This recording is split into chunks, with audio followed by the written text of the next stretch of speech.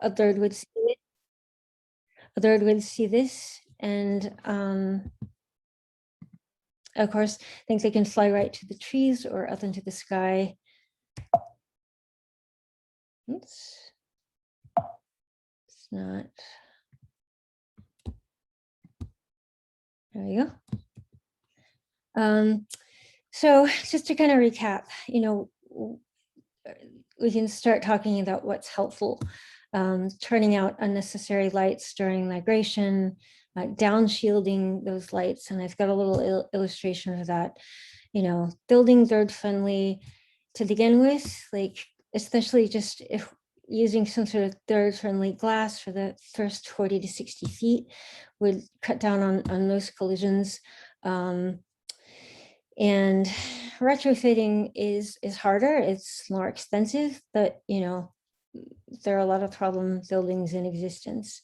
So here's that little chart. Downshielding light is, street lights. It's good to turn out unnecessary lights for necessary lighting. Let's not have it contributing to the sky glow, which would pull the birds in. What else can you do? Create our lights out program. And I'm going to talk about how important that data is getting to researchers, from our observation. Some of the birds, and you'll see my statistics in a moment, are rescued. They go directly to a wildlife rehabilitator, and then they have a really good chance of survival. And I think probably the best thing I can do is sort of tell you about my experience with Lights Out Baltimore, and that will illustrate a lot of the problem and the solutions for you. And we would, oh my gosh, we would start at 5 a.m. on weekdays. There'd usually be 2 of us doing the monitoring, walking a 5-mile area of the city, around 20 or 25 buildings. There would be a transporter on call, ready to take any rescues to the wildlife rehabilitator. So we do collect a lot of dead birds. Sadly, most of them went at least until the pandemic, until the Smithsonian's Natural History Museum. We had one really interesting project going with Johns Hopkins University. They were asking the question, how is it this tiny little bird weighing next to nothing? How can it actually survive the physical stresses of migration? And the answer, of course, is this concentration of antioxidants. And they're like, oh, well, that's very interesting. How could that impact our cancer or aging research? So that was a neat partnership. And I'm going to be talking a lot about partnerships. It's, everything. You find a bird, you put it in a plastic baggie, you collect this information, it goes home and goes into the freezer until the end of migration, when we have an inventory, and then it can go on to the Smithsonian. It's interesting though, looking at our numbers, since we started, over 5,600 birds. You can see how it's broken down into how many we found dead, but we've rescued a lot too. And we've got that really amazing release rate, 95%, because the transporters that we have on call, it's kind of amazing how responsive they are and how quickly they get the injured birds to the rehabilitator. The birds are generally suffering from head trauma, of course, that there might be some injuries to the beak or wings. Generally, they're released I should say, they get a dose of non-steroidal anti-inflammatory, and then generally they're released 48 hours later, unless there's something worse going on. But yeah, our most famous bird that we found, of course, was the yellow rail. It was found under a Wells Fargo ATM, of all things. But yeah, he made it and was released. I'm happy to say. Right. And so we assess, it's easy to count the thirds. As I said, the convention center is the worst building in Baltimore for window strikes, right there at the inner harbor, where thirds are sort of following the coastline, right up the bay, up the river, and into the harbor and hitting the convention center. What's interesting, though, is like we would send a letter to each of these buildings telling them, okay, hi, very politely, your building is killing all of these thirds, and then offer them some solutions. And you do get responses, which is nice. Like the convention center now turns out key lighting during migration. The Transamerica building changed all their lights to colored lights that also phase in and out between different colors, which is helpful. The visitor center they changed to colored lights. And probably most famously, one of our worst buildings used to be the National Aquarium. And when they realized, okay, we're the National Aquarium, we're a conservation, organization, we're going to change to colored lights, but then that wasn't good enough. They were still getting sun strikes. And then they just decided to go all in and treat all the glass with a third friendly window film. And I've got pictures of that later. So that's one of the big success stories. Yeah. In our walks, we've found 102 species. It's pretty amazing. Yeah, I was the lucky one to actually help out the darn owl and the whippoorwill that we found. And they were released. We also find bats because with the bat sonar, they can't read the vertical, like a flat surface, a vertical flat surface. So all the bats that we found have been rehabilitated and released. Yeah. Another like misconception that kind of needs to be blown away. Like here I am with Lindsay, the director of Lights Out Baltimore. Early one morning, you can kind of see she's sitting cross-legged, and right in front of her is a common yellowthroat. It hit the glass behind us. And a lot of people seem to think that if a bird hits the glass and is stunned and it flies away, it's okay. And that's untrue, unfortunately. Again, they're dealing with head injury or internal hemorrhaging. Often is not, they fly off and succumb, they die. And without treatment, they really don't have a good chance at surviving, like this little common yellowthroat, unfortunately. So that was an important point I wanted to make. If you find a bird, the best, that's hit, impacted with a window, the best thing you can do is get it to a wildlife rehabilitator as soon as possible. And I think, there's some services that you can try, like animal help, that if you can't do it, maybe someone else can. And otherwise, if like it's absolutely impossible to get it to a rehabber, you put it in a box in a dark, quiet place and let it try to recover for 2 hours and then release. And that's, kind of the best you can do. But that third's best chance is getting it to a rehabber. This is a layout of some of the thirds. It's just a detail, honestly.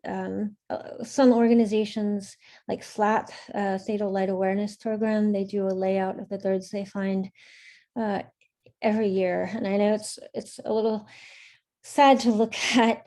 So I'll follow it up with some of our success stories, just some of our rescues, like cute little black-throated blue, indigo bunting, northern tarla, marsh wren, Virginia rail.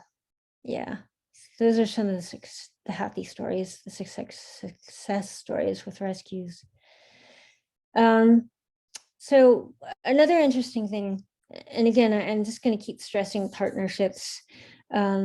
Phoenix Wildlife Center is Lights Out Baltimore's they do all the rehabilitation, that we all kind of work together. And with these other organizations, one thing we're doing when we release some of the birds after they've been treated is to geotag them, because the big looming question is, okay, this bird we know has hit a window, it's been rehabbed, it's been released, that how's it going to do once it's released? And the data's, it's early days yet. The 3 species that Lights Out Baltimore is geotagging are these 3. I can say one thing for certain is that gray catbirds don't do so well. But yeah, the data is still coming in on the others, and I'm pretty eager to know, honestly, yeah, how well, species are going to be doing. So let's start heading toward solutions.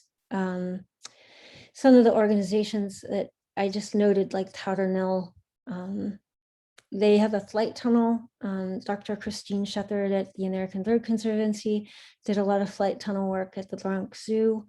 And we know from testing in flight tunnels with different products that birds will not try to fly in between a 2-inch horizontal oriented sort of visual pattern, or 4 inches vertically. And if you, to tell the truth, if you want to be safer for small species like hummingbirds, a 2x2 pattern in, say, like a window treatment, like a window film, is something that you want to use. Let's see. And just to be clear, all window treatments need to be on the outside of the glass to break up reflections. Yeah, so let's get into some of the products. Window films, feather friendly is one of the most popular. Kaleidoscape, Solex, they all have bird friendly window films, and I'll show you some images of those. Bird savers, bird tape, and yeah, we can dive into the details. So these are the bird savers. This was the first college in Maryland to actually do a bird friendly window treatment, the community college in Baltimore County. Yep, we facilitated the bird savers, which is parachute cord hung every 4 inches. It's not that noticeable, honestly. That's bird savers at a residence and at a nature center. Yeah, very effective, very, very inexpensive.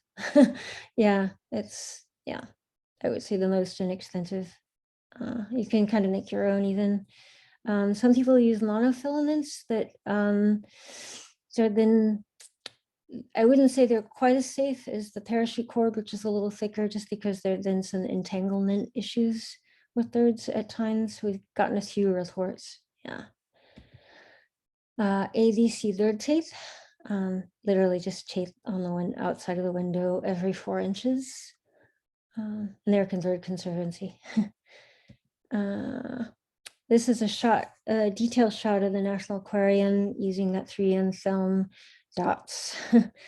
Yeah, they've got a 2x2 pattern, which is really nice. This is a Irvine Nature Center, which we helped facilitate. And that's looking from the inside out. Again, here's a home. Yep, residential. Outside, inside view. Feather friendly still. And then you can get really fancy and hire an artist to do something, a custom design that can be really beautiful.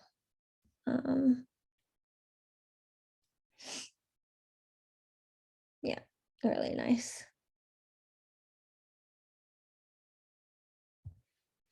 I've done a lot of workshops with kids, and we make our own sort of own decals. I was actually cutting out these shapes from Kaleidoscope window film, which is a perforated film, so you can see through it. As long as you're keeping it in a tight pattern. We did this workshop with the kids, some kids, students, I should say, at this art institution in Baltimore.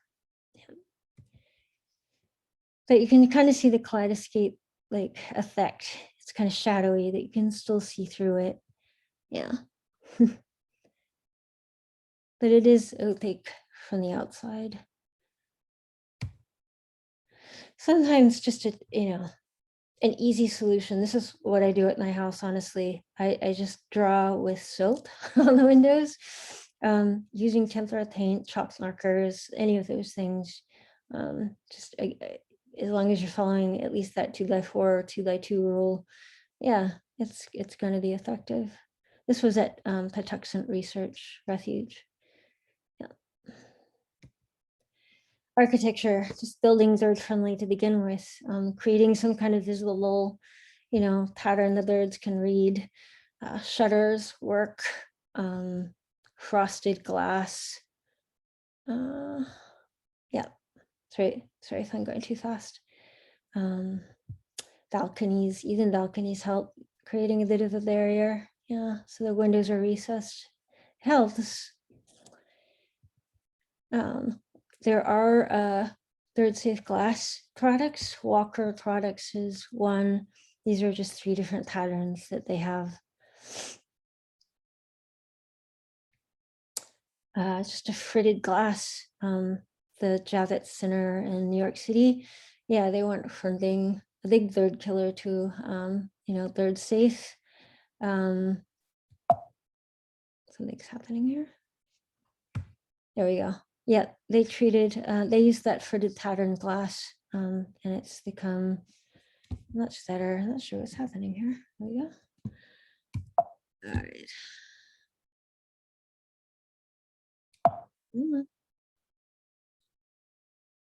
Sorry, my computer does not want to go to the next slide. There we go.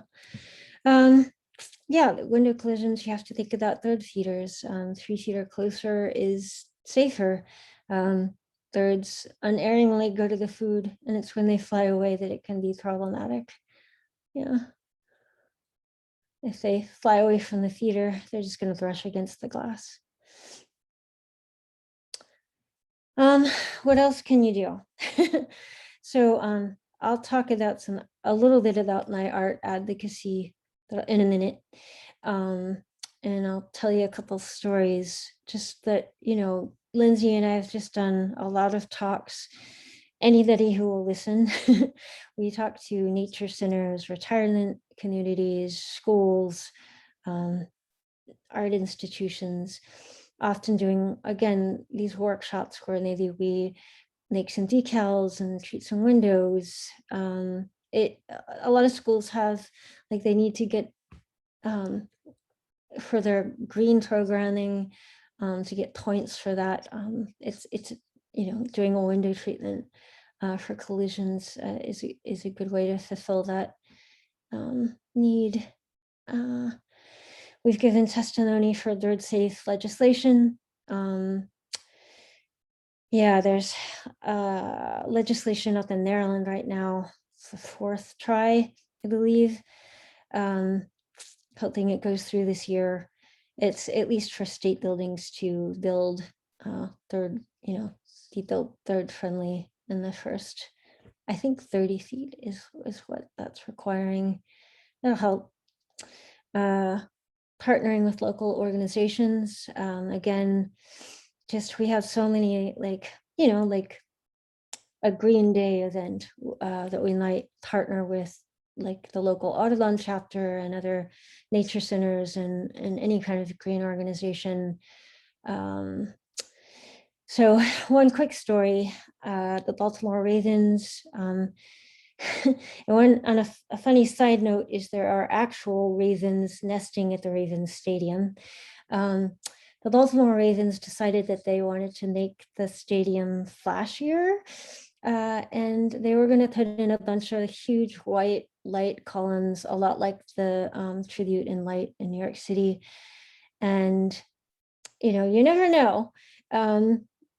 We partnered with Patterson Park Audubon and National Fish and Wildlife, and, emailed them, contacted the owners, had a meeting, and they were actually receptive. You just never know. They were like, oh, it's like killing lots of birds. That's not good publicity. Yeah, so they actually nixed the idea, and that was pretty exciting that we had, we're able to break through with them. Another story, Baltimore decided that they wanted to start a light festival. My initial reaction was horrors. It's early migration, but still, I was concerned, and I emailed them.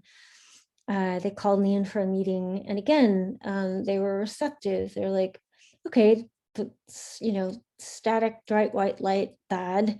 How about moving colored lights phasing in and out, and just shifting around all the time? And I'm like, that's perfect. Thank you for listening. So that was a success story. Oh yeah, sorry. Just before I get into that, I'll go ahead and transition into the art advocacy. I'm going to show you a couple of my photographs. As Juanita said, they are sad. But about a year and a half into monitoring with Lights Out Baltimore, I started taking photographs of the birds. Yeah, I mean, you just have this tremendous connection with them when you're constantly picking them up, and they're either injured and being put into a paper bag for transport, or once in a while actually dying in your hand or hitting the window right in front of you. It's it's pretty intimate. So I goodness knows, I've got a lot of love for these birds. And so in showing you the photographs, I will lead to an important point with thrush. Yeah, American redstart, of course. Little black-throated blue. And a bag of white-throated sparrows probably are most the species we most find always in the fall. It's just a slaughter. It's really terrible. And then the environments, the actual buildings actually where they hit. You're in each of these photographs, you're looking through walls of glass, and the bird would think, oh, look at that tree over there. I can just fly right to it. Yeah. Looking through the convention center right now. Oops. And there's always some little message in each of these photographs, like, I don't know why this is. Like in this one, there's this cafe in the background called Nature's Table, right? Yeah, just and then a reflection shot. This is this weird alcove at the convention center. It used to be horrible, especially when they had all this shrubbery in there, and greenery. But then they, after a while, they were tired of hearing about us complain about all the dead birds that flew in, or birds that flew into the alcove and were killed. They actually pulled all the greenery out, and it helped.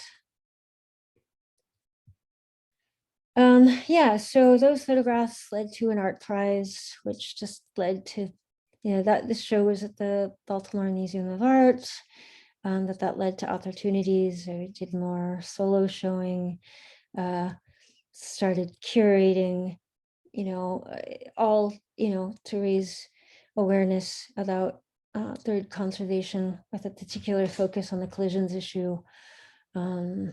Yeah. but that leads to a lot of the times I would get exhibitions at colleges and universities, schools, just being able to connect with students who would then do their own artwork, and then you would incorporate that into the exhibition. And then, like I said, schools, all ages, anyone who would let me in and talk about it. And in this way, these students are also bringing parents and grandparents and aunts and uncles all to hear about the bird collisions issue. And what does it do? It generates publicity. So we got a lot of press with anything from the Washington Post to the Baltimore Sun to Fast Company, public radio, public TV.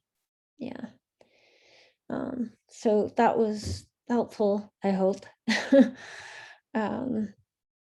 And that led to probably my biggest project, getting back to Patuxent Research Refuge in Laurel, Maryland. The National Wildlife Visitor Center was killing a lot of birds. And it just so happened, these coincidences. I was giving an artist talk, and the new director of the visitor center happened to be in the audience. And she's like, my building is killing up to 12 birds a day. What can we do about it? Do something now. And so at the time, and this was, oh my gosh, like what, it's already then 6-7 years ago. The product that was on the market was Kaleidoscape, again, the perforated window film. Came up with a pattern that she liked. Again, it's, we ended up treating all of the windows, even the top ones. Again, it does have an opaque look from the outside, but from the inside, you can see through it. And yeah, that was, kind of most of the front of the building. And the back of the building, they put in bird savers to cover all the windows, the office windows.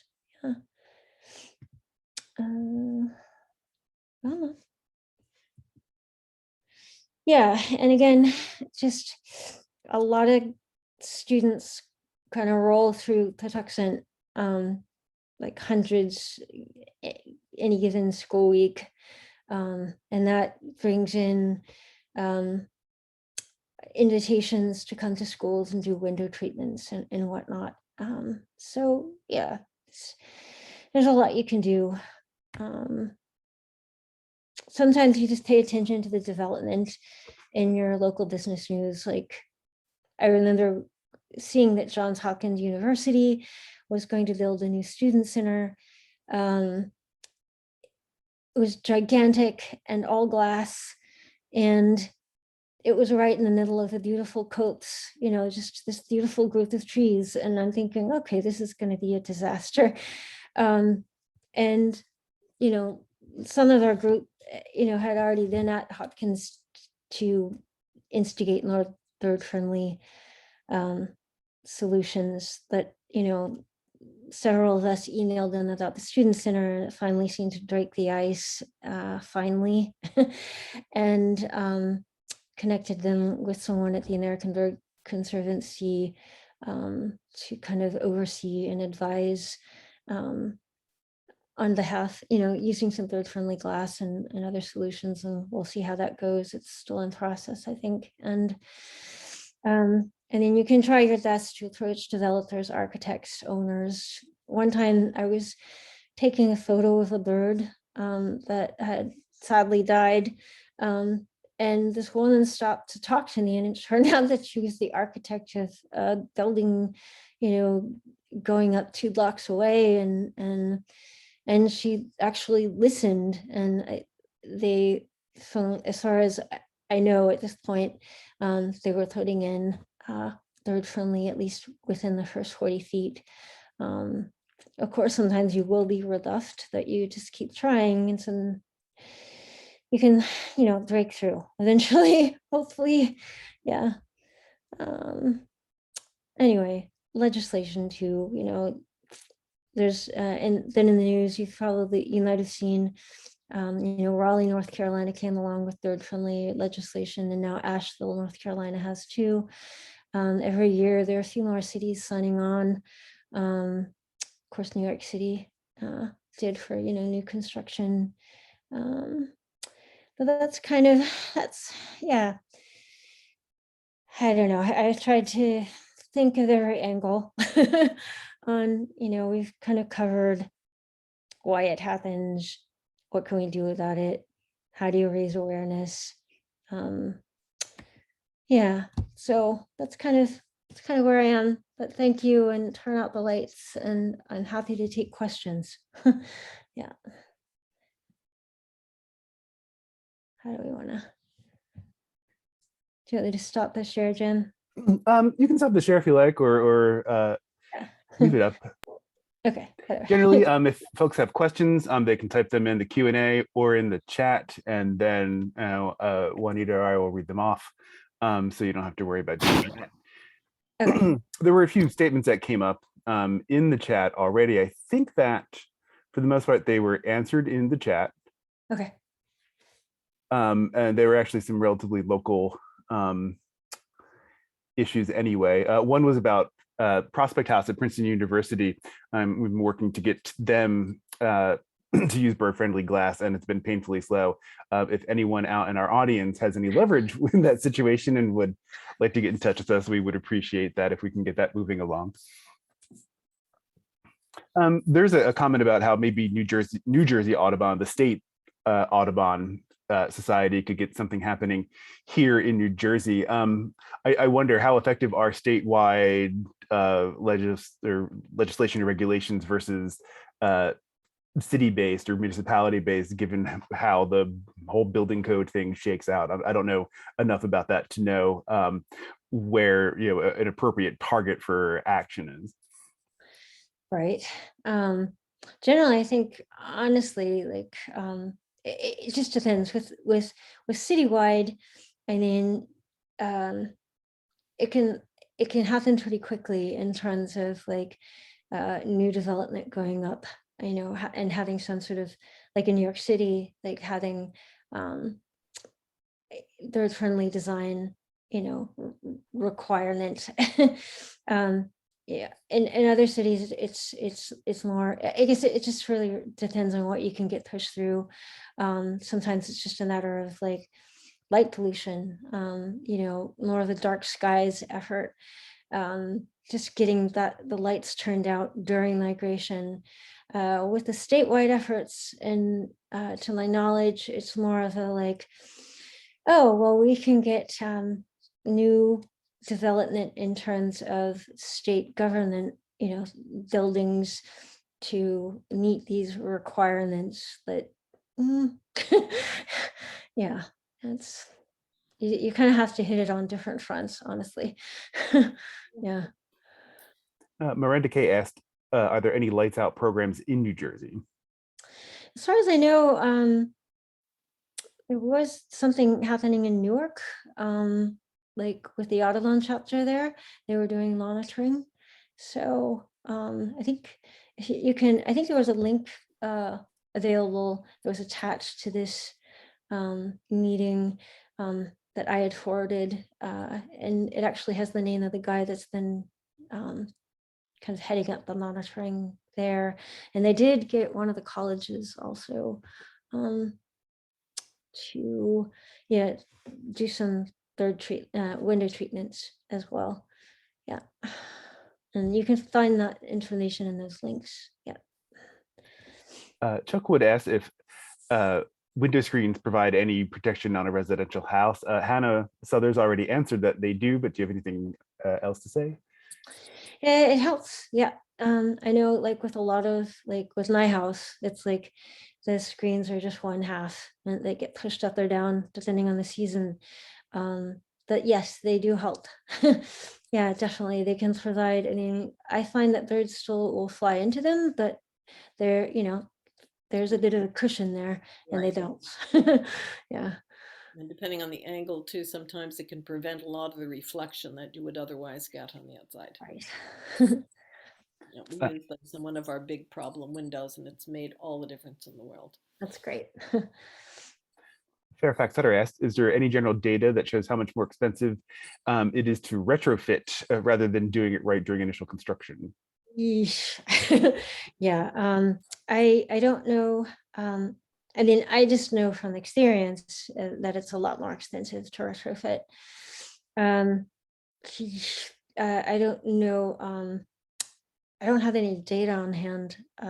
That's something could probably ask the American Bird Conservancy, Dr. Shethard, Christine, um, heads up a lot of that research.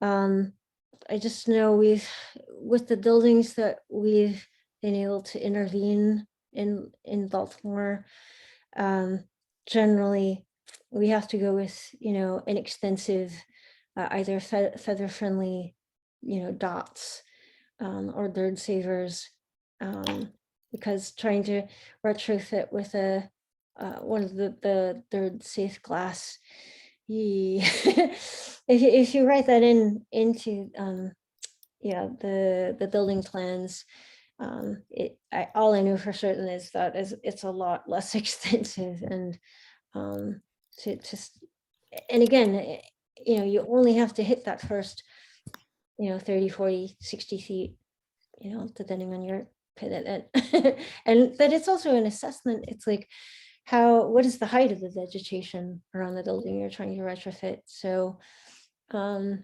have to take all that into account. Mm, yeah. Okay, so Hannah Souther has asked, how does the rehab center treat the birds? She's surprised that they were released so soon, and she was wondering if that was not enough time for clots in the brain to dissolve. My understanding, I mean, I would have to ask Kathy Woods from Phoenix Wildlife Center, but generally, like, you get a treatment of meloxicam, a non-steroidal anti-inflammatory, and generally it works pretty, from what I understand. She's one of the best in the business. I I would have to ask her that question directly, but I know whatever she's doing, it's safe. um, but generally, other birds would have to stay longer, especially if there's some other injury involved. If there's any internal hemorrhaging or damage to the beak or wings, they would definitely stay longer. But yeah, from my understanding is they do recover pretty quickly with a treatment, if it's head trauma. Yeah, that we're drain swelling that we're dealing with. Yeah. Yeah, that Yep. seems to be almost a miraculous treatment for them. It just prevents so much Right. further brain damage. Yeah. Yeah, Hannah did comment, and I'm sure many of us can attest to meloxicam is good stuff. Yeah. Birds and people. Mary Penny mentioned that during a program with Scott Weidensaul, he mentioned there's some good news targeting the biggest migration nights and having people turn off lights along migration routes. And she was wondering if you are also hearing hopeful news about this. Yeah. One thing we do, that can be an example for other groups and clubs, is we actually have members sign pledges to turn out the lights. We invite businesses to participate, and get some response for sure. But it's interesting. I mean, I feel like that a lot of our, we do the monitoring, but I feel like a lot of our success is just neighborhood chat. People find injured birds all the time, and they don't know what to do or where to go. And luckily word has gotten out, about our Lights Out program, that and we, they can contact us. We'll get one of the transporters to pick up the birds and take them out to Kathy. And Oh my goodness. I just feel like word of mouth is so important, and just getting on Nextdoor and just sharing a story. I found this crazy looking bird with this long beak and it's really fat. Oh yeah, the woodcock, right? It's stuck in my window well. And these people came and they helped. This Lights Out Baltimore, these people. And yeah, I think word of mouth is really important. And just social media, honestly, it helps. I don't know, poor Lindsay like spends so much time answering questions. Yeah, on Facebook. Good. Yeah. Yeah, Well, at least people want to do something about it. In many cases, they just don't know what to do, as you said, and where to go. So that is important right. to just keep that out there.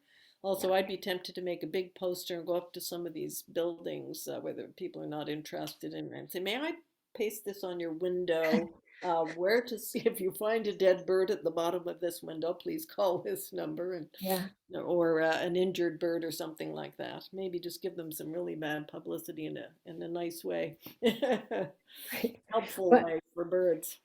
one thing that's really kind of special, honestly, is like when we monitor, we kind of build these relationships with either the people who are cleaning the sidewalks or Oh, the security for the buildings, and mhm. they get really interested in what we're doing, and to the point that they become helpers. Like, and Wonderful. so yeah, they're like, oh, we found this over here and we're keeping it for you. Here, Excellent. Gosh, that's great. yeah. 'Cause they're Yeah, probably in some cases, the first person to find it if they're there overnight or in the morning. Yeah. right. Or Wow. they're like, we're gonna let you in the building because like up on the upper terrace, there's some birds up there, Yeah, Help comes from unexpected places sometimes. right. And Miranda K asked, are there websites or apps that send users notifications where high migration nights are forecasted? Oh, yeah. Oh, yeah. Yes. Great. Why am I blanking? Birdcast. Birdcast, yeah. Thirdcast, thank Birdcast. you. Thirdcast, yeah. We definitely look at Thirdcast. It can be helpful. Yeah, it's often helpful. Once in a while, it's like there's some weird weather. It's Nothing just to do like with birds. right. It's just yeah. It's like it's like we go out and it's like where are all the birds? But yeah. We're supposed But to. it can be I don't know. There can be very specific problems like with monitoring. One year there was just this fallout of catbirds and they were hanging all around the convention center. And unfortunately, every time the automatic doors opened, they would go into the building and it was impossible to get them out. Ah, yeah, it's just, Gosh. yeah, you never quite, the unexpected. Yeah, that's going to happen. Yeah. Okay, I dropped the website for Birdcast into the chat if anyone is interested in That's a checking it fun out. thing to just look at during migration. You And can you can see, sign up for email alerts as well. yeah, Yeah. for your locality or wherever you're interested in looking. Yeah, that's I would, despite the problems, it's a great way to get to understand a bit more about just what a huge thing spring and fall migration are. Um, Hannah points out that it may be somewhat helpful not to wash your windows on the outside. I Right. certainly that's the have that excuse we all covered. needed. Yeah. I like the idea of doing artistic things on the outside, like Lynn was showing us Yeah. in the presentation. Yeah, that's a great way to do good and make it look good too, if you have Yep. some artistic talent. Yep. Okay, I don't see any more questions. Does anyone have any final questions? My sister's out there. Hello.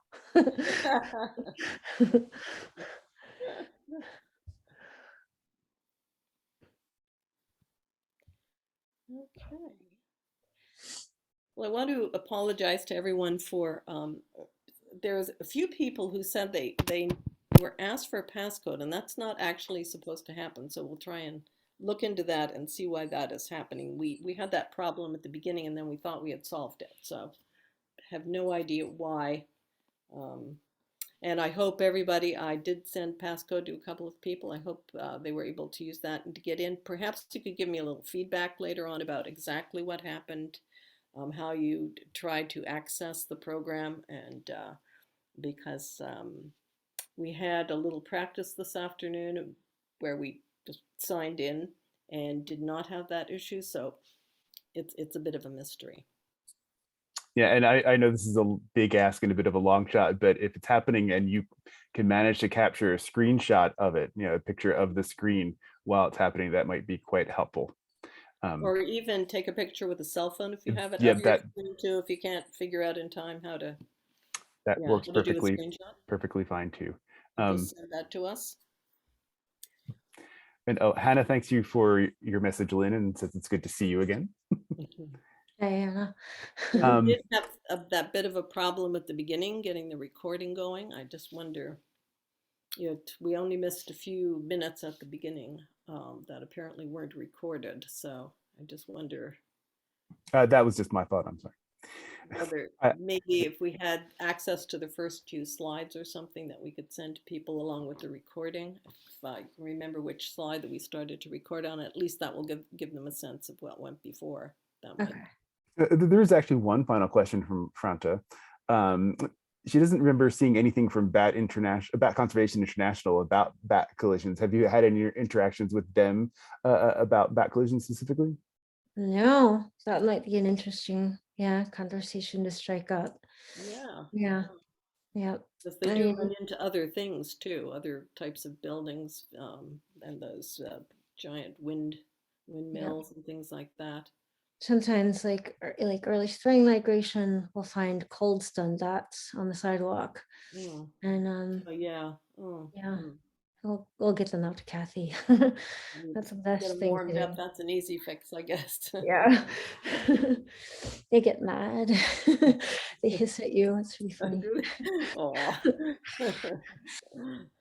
Yeah, it's interesting. I think like with the thirds, it's like the dead thirds go into the plastic baggies, the live thirds go into the paper baggies, and paper bags for transport. They can breathe. And the bats, it's like with thirds, you just take them up. With bats, you don't want to do that. Right. You want to like get a bag open and then kind of scooch it in with something like maybe the edge of the net or something. Yeah. You have That's to be usually how it careful with goes. those rabies vector species. Yeah. You don't want to die helping them or have to go through a bunch of rabies vaccinations. Okay. My son actually accidentally came in contact with a bat when he was young, and they actually injected in the site where the bat bit you or might have bitten you, which can be very painful. It's something like the tip of your finger. Sounds horrible. Yeah. He did not enjoy that experience. So. Yeah. I think we have cleared the question queue. Yeah. Okay. I guess like I guess just one last point, like we, lights out Baltimore monitor downtown. And again, I just can't stress enough. And I think I stressed it a lot in the talk about partnerships that we even like there's the waterfront partnership of Baltimore, which puts on events and keeps the inner harbor clean, and they're out there all the time. So like it was the easiest thing to just kind of extend a hand and say, hey, and they're even coming to us saying, we're finding all these thirds, and we're just like, just text us. We'll get a transporter out, and Great it's, idea. yeah. You can do so much more with partnerships. Right. So many more eyes and caring hands. And the animal shelter, like the biggest animal shelter in Baltimore, like people would bring them thirds and they would hold them, and then we would get a transporter out to pick them up. Yeah. So yeah, maybe even veterinarians' offices and things like that too, in areas where people really do want to help these poor creatures. Yeah. So, All right. well, thank you, Lynn. That was fantastic. I enjoyed the first presentation I heard you give, and I enjoyed this one very much. I think it's wonderful work that you're doing. Really, as a bird lover, I can't thank you enough for doing this kind of thing, and for coming and talking to us about it tonight. And we'll hopefully be able to help spread that word even further in our own local area. Yeah, my Wonderful. pleasure. Okay. Thanks. Good night, Okay. everybody. Yep. Night. Right.